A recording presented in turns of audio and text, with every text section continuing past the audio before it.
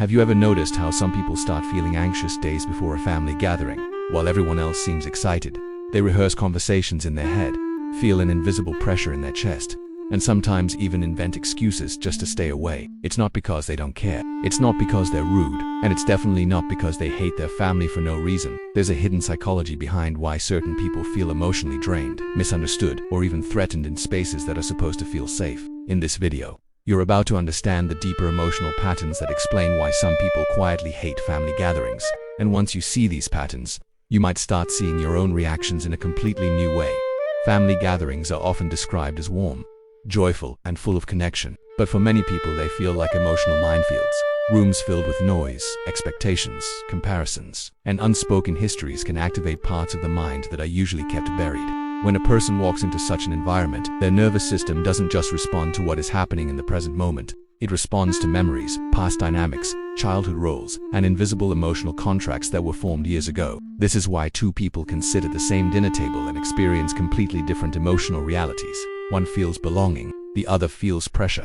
One feels nostalgia, the other feels exhaustion. The first type of person who often struggles with family gatherings is the overstimulated introvert. This is not simply someone who is shy. It is someone whose brain processes social energy more deeply and more intensely. Large gatherings can feel like standing under a bright spotlight for hours. The constant conversations, sudden questions, and unpredictable interactions create cognitive overload. Their mind doesn't get time to rest. Instead of enjoying connection, they become hyper-aware of every detail, tone of voice, facial expressions, subtle judgments. Over time, this creates a pattern where gatherings are associated with emotional fatigue rather than comfort. If you've ever felt like you need 2 days of recovery after a few hours with relatives, you're not alone. Your brain might simply be wired for deeper sensitivity. The second type is the emotionally guarded individual. This person has learned, often through painful experiences, that vulnerability in family spaces can lead to criticism, misunderstanding, or rejection. They have memories of being judged for their choices, compared to others, or dismissed when they try to express themselves.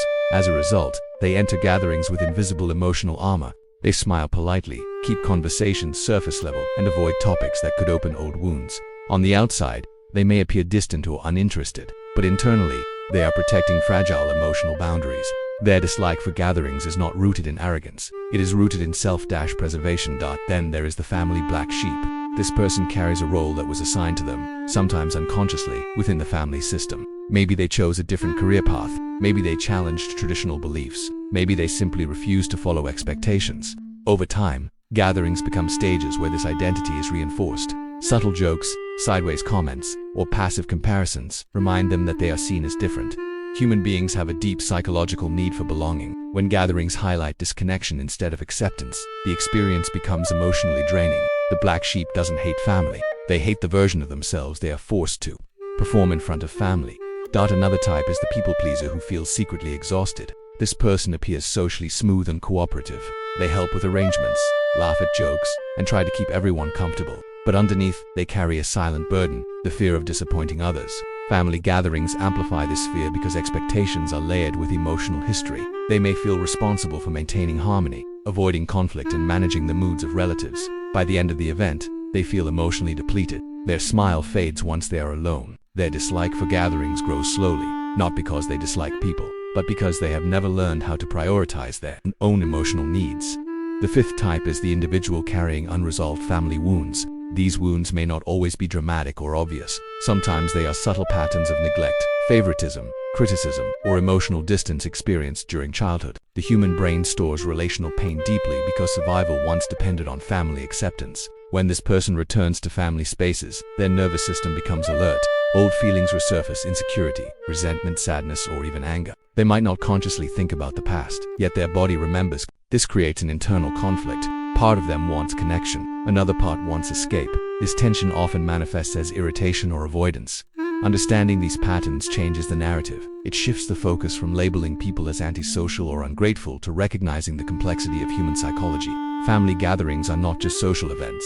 They are emotional time machines. They transport people back into earlier versions of themselves, into roles they thought they had outgrown. This is why someone who is confident and successful in the outside world may suddenly feel small or defensive around relatives. Context shapes identity more than we realize.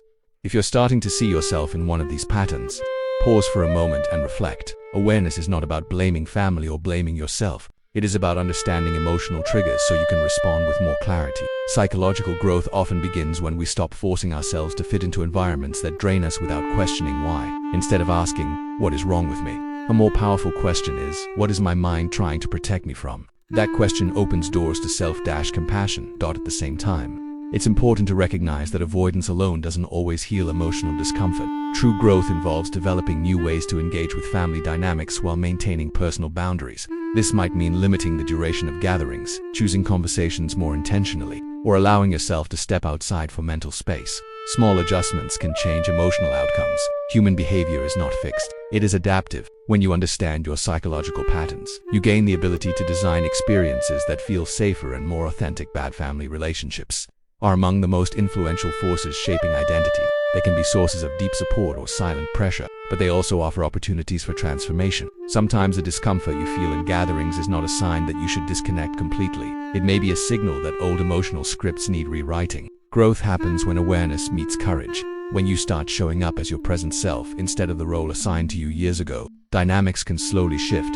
If this perspective is helping you make sense of your own experiences, take a moment to stay with this video until the end, because the next insights might help you see family interactions in a completely different psychological light. And if you find value in understanding human behavior on a deeper level, consider subscribing to this channel.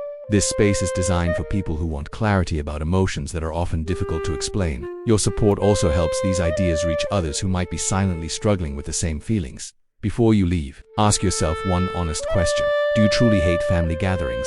Or do you hate the emotional version of yourself that appears in those moments? The answer to that question can be the beginning of a more peaceful relationship, not only with your family, but with your own mind.